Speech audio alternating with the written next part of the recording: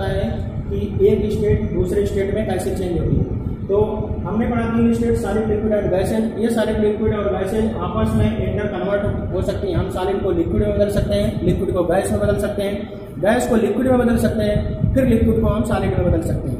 तो इसी को हम कहते हैं इंटर कन्वर्जन ऑफ स्टेट्स। मतलब जो हमारी तीन स्टेट्स हैं, सॉलिड, लिक्विड एंड गैसेज, इनको हम आपस में कन्वर्ट कर सकते हैं। ये इंटर कन्वर्टिबल होती हैं, एक स्टेट को हम दूसरी में कन्वर्ट कर सकते हैं। तो सबसे पहले एक स्टेट को अगर हमें दूसरे में कन्वर्ट करना है तो हमें क्या ज़रूरत पड़ेगी? एक स्टेट को दूसरे स्टेट में कन्वर्ट करने के लिए दो मेजर प्राइम फैक्टर होते हैं, उनकी ज़रूरत हमें पड़ती है। तो factors responsible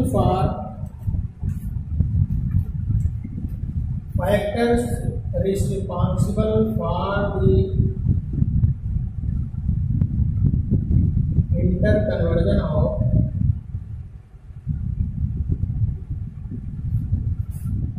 states are mainly two factors are there.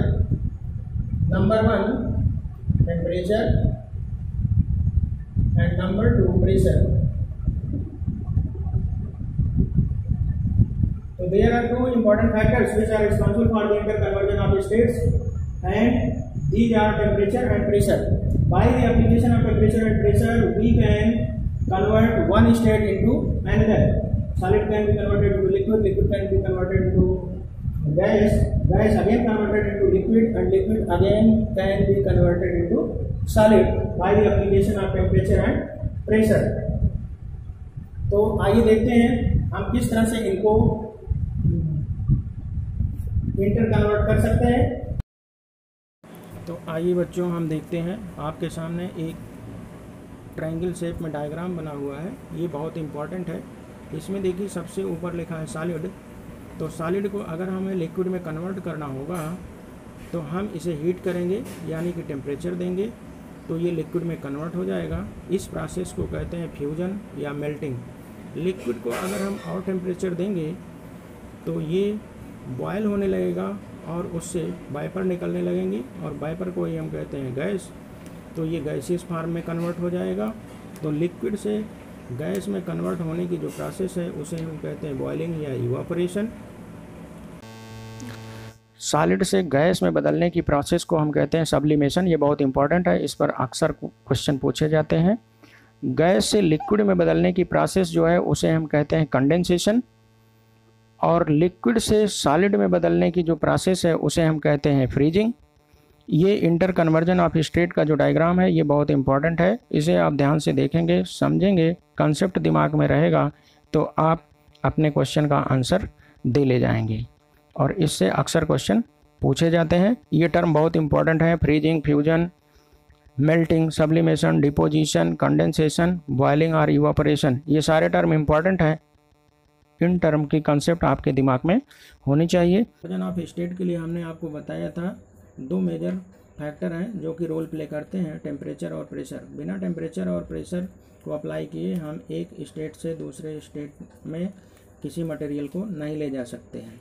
जैसे हमें सॉलिड से लिक्विड में बदलना होगा, सॉलिड को लिक्विड में बदलना होगा तो सॉलिड को हमें गर्म करना पड़ेगा, मतलब वहाँ टेम्परेचर हमें अप्लाई करना पड़ेगा। लिक्विड को गैस में कन्वर्ट करना होगा तो वहाँ भी हमें टेम्परेचर अप्लाई करना पड़ेगा, और गैस को हमें सॉलिड में कन्वर्ट करना होगा तो वहाँ पर हमें प्रेशर अप्लाई करना पड़ेगा और टेम्परेचर को कम करना पड़ेगा, तभी गैस डिपॉजिट होगी in the form of solid. तो इस ट्रायंगल डायग्राम में आप देख रहे हैं एक स्टेट दूसरे में तो कन्वर्ट हो रही है, लेकिन यहाँ पर हर स्टेप पर प्रेशर और टेम्परेचर का, कहीं पर केवल टेम्परेचर का रोल है, कहीं पर प्रेशर और टेम्परेचर दोनों का रोल है। तो आप इस चीज़ को समझेंगे। जैसे मान लीजिए हमें गैस से लिक्विड बनाना है तो हमें गैस का प्रेशर ज़्यादा करना पड़ेगा और टेम्परेचर लो करना पड़ेगा, तभी गैस लिक्विफाई होगी। आपने देखा होगा एलपीजी सिलेंडर में, घरों में जो सिलेंडर होते हैं उसको जब हम हिलाते हैं तो वो हिलती है और कहा जाता है ये गैस है। तो गैस है तो हिलती क्यों है? क्योंकि गैस को हाई प्रेशर पर सिलेंडर के अंदर भरा गया है। जब हम गैस पे हाई प्रेशर लगा देते हैं तो उसके मॉलिक्यूल बहुत पास पास आ जाते हैं और इतने पास आ जाते हैं कि वो लिक्विड के ऑर्डर में आ जाते हैं और वही गैस लिक्विफाई हो जाती है।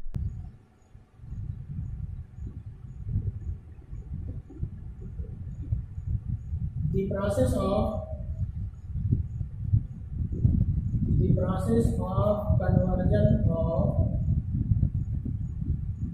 of conversion of solid directly.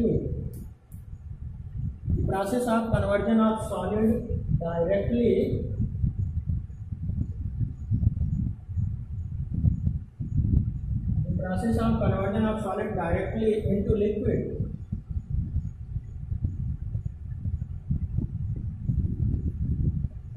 without passing through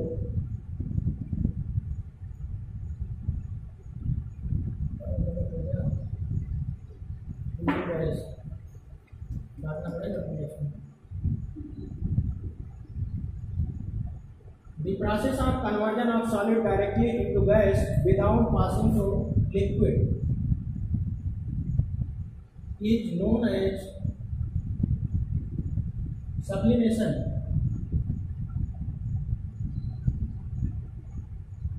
And materials which show sublimation are known as sublime materials. The materials which show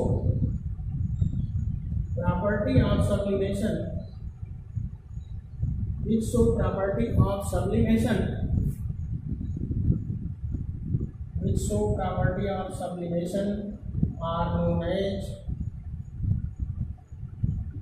sublime materials.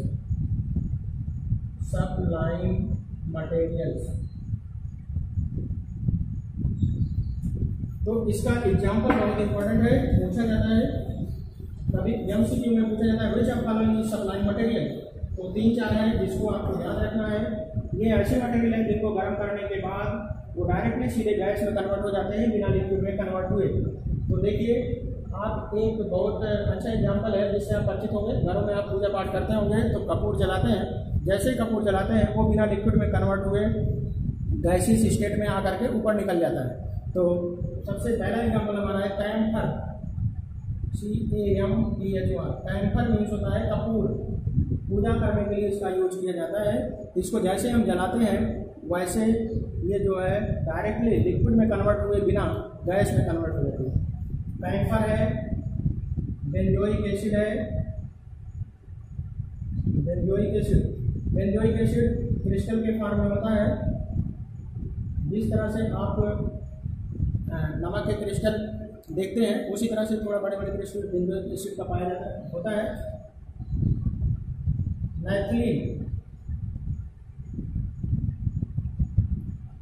Naphthalene बाल आप देखते होंगे कपड़ों में छोटे छोटे सफेद कलर के गोलियां रखते हैं जिससे कि कीड़े मकोड़े कपड़े को नहीं काटते, उसे बचाने के लिए नैपथलीन बाल रखते हैं। तो इसी को हम बोलते हैं नैपथलीन। ये भी है सब्लाइम मटेरियल और है अमोनियम क्लोराइड। तो ये आपके 4 एग्जाम्पल है, कैम्फर, बेंजोइक एसिड, नैपथलीन बाल एंड अमोनियम क्लोराइड। तो ये कैम्फर और नैपथलीन बाल ये बहुत इंपॉर्टेंट है। ये कई बार आपसे एमसीक्यू में पूछा गया है which of following is sublime material या which of following materials can pass through the sublimation. Question को घुमा के भी पूछता है which of following materials can pass through the process of sublimation. तो वो है camphor, benzoic acid, naphthalene ball और अमोनियम क्लोराइड। एक प्रोसेस और इम्पोर्टेंट है जो अभी हमने आपको बताया, डिपोजिशन में हमने आपको बताया था कि हम डायरेक्ट गैस को कन्वर्ट करते हैं सॉलिड में। तो आपने नाम सुना होगा ड्राई आइस। सूखी बर्फ क्या है? ड्राई आइस कुछ नहीं है, ये सॉलिड कार्बन डाइऑक्साइड है, solid CO2 is known as is called as dry ice. क्यों इसको हम ड्राई आइस कहते हैं? क्योंकि कार्बन डाइऑक्साइड गैस पर हम प्रेशर लगा के, हमने आपको बताया कि स्टेट को इंटर कन्वर्ट करने के लिए, एक स्टेट से दूसरी स्टेट में चेंज करने के लिए हमें प्रेशर और टेम्परेचर दो ऐसे टाइम फैक्टर है जिनकी ज़रूरत पड़ती है। तो कार्बन डाइऑक्साइड पर हम प्रेशर लगाकर क्या करेंगे, प्रेशर लगाते जाएंगे तो कार्बन डाइऑक्साइड के मालिक्यूल पास आते जाएंगे और जब इतने पास आ जाएंगे उनका ऑर्डर सॉलिड के मालिक्यूल के इंटर पार्टिकल डिस्टेंस के ऑर्डर में आ जाएगा, तो ये कार्बन डाइऑक्साइड गैसियस स्टेट से सॉलिड स्टेट में बदल जाएगी और इसी को हम कहते हैं डिपोजिशन प्रोसेस को। और जब यही कार्बन डाइऑक्साइड गैसियस स्टेट से सॉलिड स्टेट में बदल गई तो इसी को हम बोलते हैं ड्राई आइस। तो dry ice is nothing but solid carbon dioxide. तो ड्राई आइस क्या है, सॉलिड कार्बन डाइऑक्साइड है। कार्बन डाइऑक्साइड गैस पर CO2 गैस, इस पर हम अप्लाई करते हैं प्रेशर। तो प्रेशर अप्लाई करने के बाद और इसका टेम्परेचर डाउन करते हैं, प्रेशर अप्लाई करते हैं, टेम्परेचर को लो करते हैं, तो ये हमारा कन्वर्ट हो जाता है सॉलिड CO2 और इसी सॉलिड CO2 को हम बोलते हैं ड्राई आइस। तो प्रीवियस लेक्चर में से रिलेटेड एक दो नोट्स देखते हैं। तो नोट्स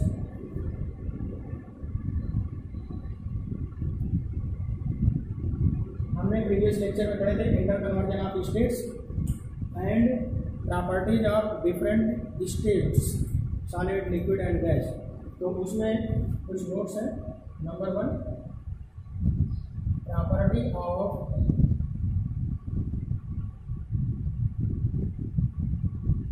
फ्लूइडिटी, बहने का गुण। हमने आपको बताया था कि बहने का गुण लिक्विड में होता है, लेकिन property of fluidity is also found in gases, is also found in gas.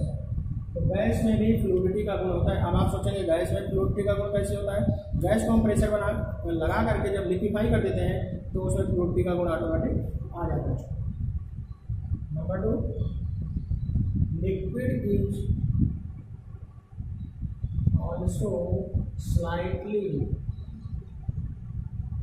Compressible. Liquid is also slightly compressible.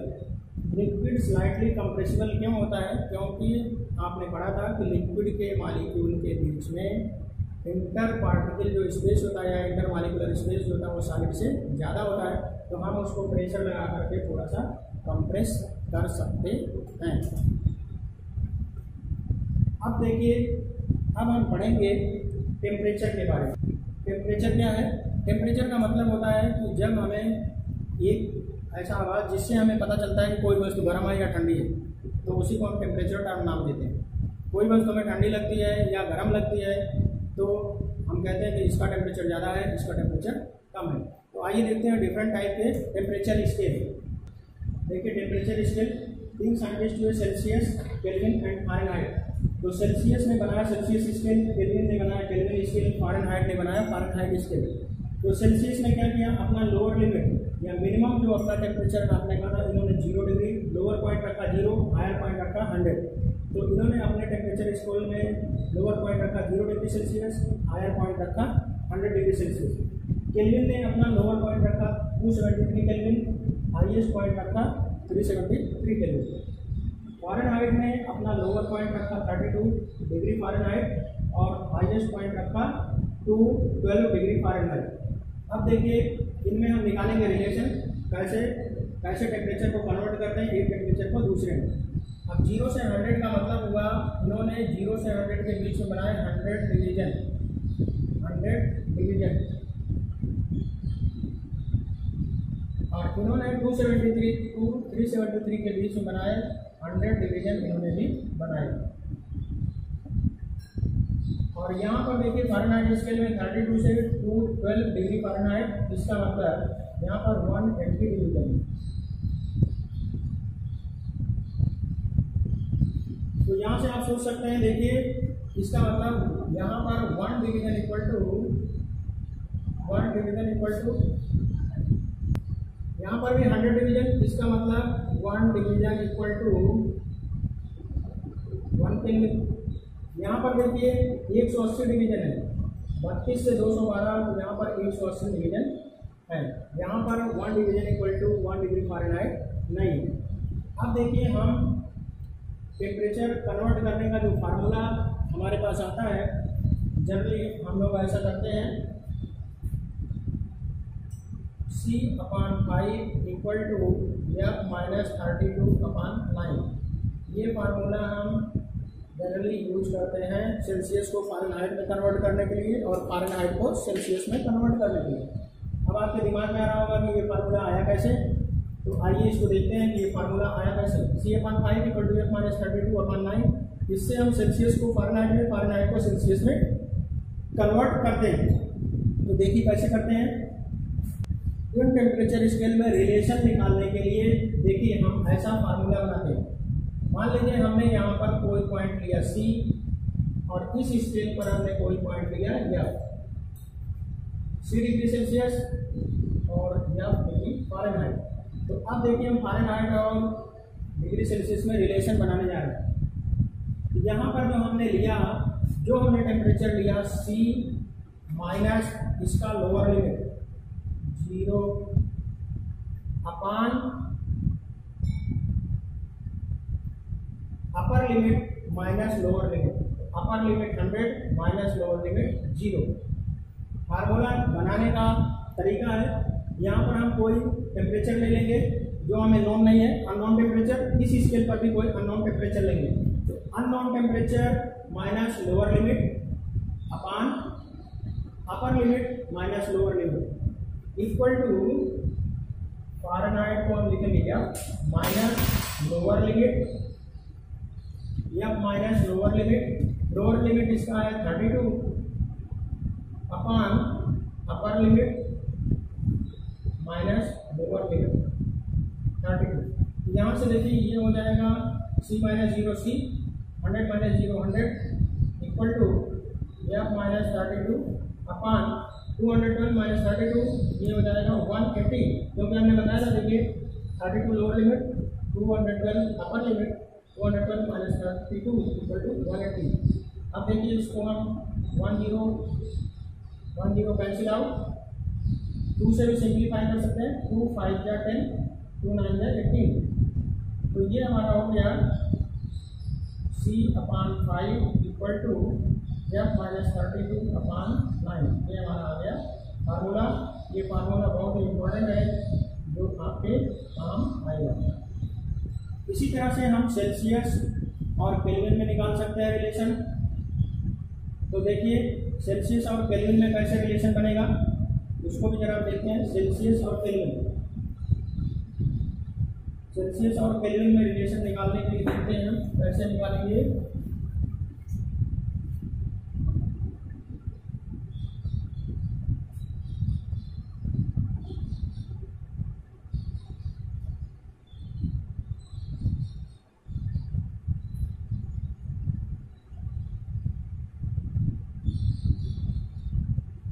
ये हमारा फार्मूला है जो कि बहुत ही इम्पोर्टेंट है, इसी से हम न्यूमेरिकल सॉल्व करेंगे।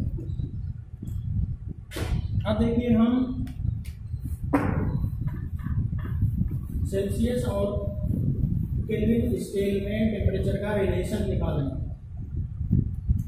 तो हम कोई अननोन टेम्परेचर लेंगे C mean Celsius minus lower limit 0 upon upper limit 100 minus lower limit 0 equal to kelvin.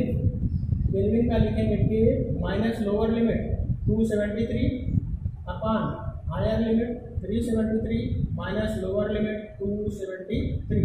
तो यहाँ देखिए ये हमारा हो गया, ये हमारा हो गया C/100 equal to A minus 273 upon 373 minus 273 equal to 100 cancel out हो गया।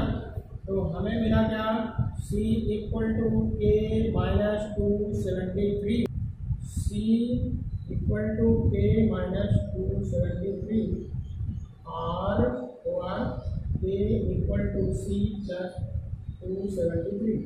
ये हमारा ऐसा फार्मूला मिल गया जिसकी सहायता से हम केल्विन को सेल्सियस में या सेल्सियस को केल्विन में बदल सकते हैं। अगर हमारे पास सेल्सियस में टेम्परेचर दिया होगा तो उसको हम उसमें 273 जोड़ देंगे तो हमारा आ जाएगा केल्विन में। और अगर हमारे पास केल्विन में टेम्परेचर दिया सेल्सियस में निकालना है तो हम केल्विन में से 273 माइनस कर देंगे तो हमारा सेल्सियस में टेम्परेचर आ जाएगा। ये हो गया नंबर 1, बहुत इंपॉर्टेंट है।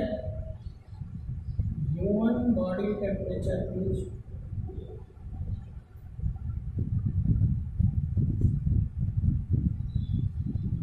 body temperature is 37 degree Celsius or 98.6 degree Fahrenheit. अब देखिए हमने लिख दिया 37 डिग्री सेल्सियस और 98.6 डिग्री फ़ारेनहाइट। अब देखिए जरा हम फार्मूले से चेक करते हैं कि हमारे बॉडी का जो सेल्सियस स्केल में 37 होता है वो एक्चुअली 98.6 आता है कि नहीं। तो हमने फार्मूला बनाया था C/5 equal to F minus 32/9। तो हम इस 37 को कन्वर्ट करना चाह रहे हैं फ़ारेनहाइट में, तो हम C की जगह लिख देंगे 37। तो हम लिखेंगे 37/5 इक्वल टू F माइनस 32/9। अब देखिए हम यहाँ से F की वैल्यू निकालेंगे तो F minus 32 will be equal to 37/5 into 9। हमारा मिल गया F minus 32 equal to 37/5 into 9, so F will be equal to 37/5 into 9 plus 32। अब इसको सॉल्व करेंगे हमारा आएगा 98.6 डिग्री फ़ारेनहाइट। इसको 5 से इसको डिवाइड करेंगे, इसे मल्टीप्लाई करेंगे, जितना आएगा उसे 32 जोड़ेंगे तो 98.6 डिग्री फ़ारेनहाइट आएगा हमारा आंसर। इस तरह से हम टेम्परेचर को कन्वर्ट कर सकते हैं। तो ये हो गया हमारा नोट नंबर 1। आइए देखते हैं note number 2।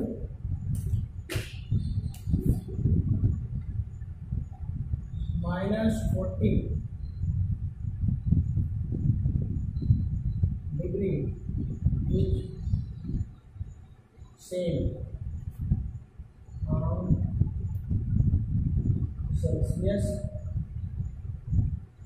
as well as Fahrenheit scale। ये वेरी इंपॉर्टेंट लिख लीजिए, ये बहुत इंपॉर्टेंट है। कॉम्पिटिटिव एग्जाम में बहुत पूछा जाता है ऐसा कौन सा टेम्परेचर है जो सेल्सियस और फ़ारेनहाइट स्केल में समान होता है। आइए हम प्रूव करके देखते हैं। C/5 equal to F minus 32/9। अब हम यहाँ से देखते हैं कि देखिए C की जगह पे हम -40 रखते हैं तो F की जगह -40 आता है कि नहीं। तो यहाँ पे हम C की जगह -40/5 इक्वल टू F माइनस 32/9। तो यहाँ से 5 8 या 40 -8 आ गया। अब देखिए -8, अब यहाँ से हमें मिलेगा क्या, F minus 32 will be equal to -8 into 9 equal to -72। तो F will be equal to, यहाँ से देखिए हमारा हो गया F माइनस 32 इक्वल टू -72। तो F will be equal to -72 plus 32, ये आ गया -40। अब हमने C की जगह -40 रखा तो F की वैल्यू आई -40। तो F की जगह पर भी हम -40 रखेंगे तो C की वैल्यू आएगी -40। -40 डिग्री ऐसा टेम्परेचर है जो जिसकी वैल्यू फ़ारेनहाइट और सेल्सियस दोनों पर समान होती है। ये बहुत इंपॉर्टेंट है, it is very important for competitive exams और कई बार ये पूछा गया है कंपटीशन पॉइंट ऑफ व्यू से, ये बहुत इंपॉर्टेंट है। -40 ऐसा टेम्परेचर है जो कि सेल्सियस और फ़ारेनहाइट पर जिसकी वैल्यू सेम होती है। अब आपकी बुक में बहुत सारे एग्जाम्पल दिए हैं जिसको आप सॉल्व करके खुद एक टेम्परेचर को दूसरे टेम्परेचर में कन्वर्ट कर सकते हैं। तो आज के लेक्चर में बस इतना ही, फिर अपने अगले लेक्चर में मिलेंगे। तब तक के लिए